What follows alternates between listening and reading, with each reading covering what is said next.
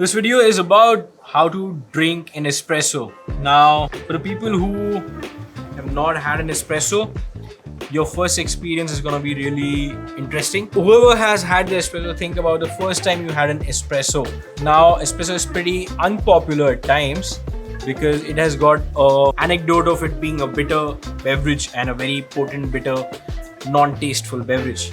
But hold on, that is exactly what we want to tell you. Espresso is one of the most beautiful beverages. Even though I am not a huge fan, I would always go for a pour over as against an espresso. But there is a way to drink an espresso.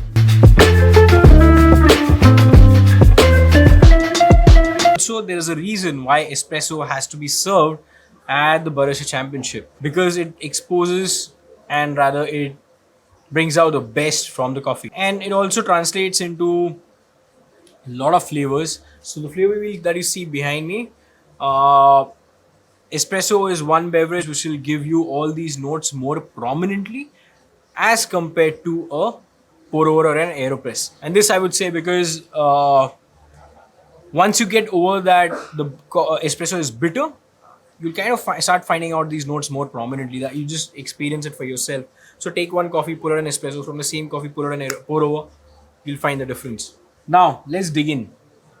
In front of us we've got two single shots, if I'm not wrong, and one long lungo. It looks like a lungo.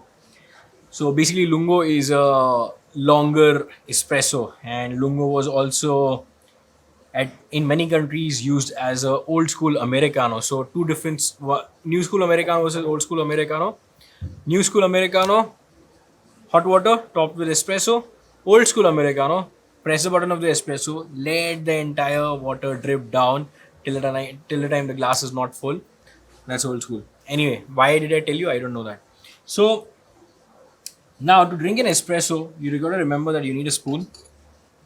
And if you are tasting an espresso for evaluating the coffee that you'll be presenting at the championship, just make sure you don't just drink like this, because the crema is on top and crema would be more bitter and it will not give you more flavors. All right, so the first thing I'll do is I'll just stir it vigorously,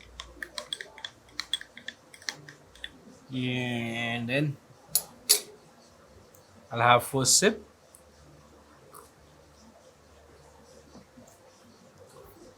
Evaluate entirely how it is tasting like.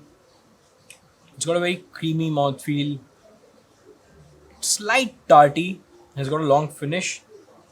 Before I go for a second sip, I want to consume water so that I refresh my palate. Wait for like 15 to 20 seconds between each sip. You don't need to stir it again. It's tasting sweeter now. Much sweeter but a little dry. Have one more sip.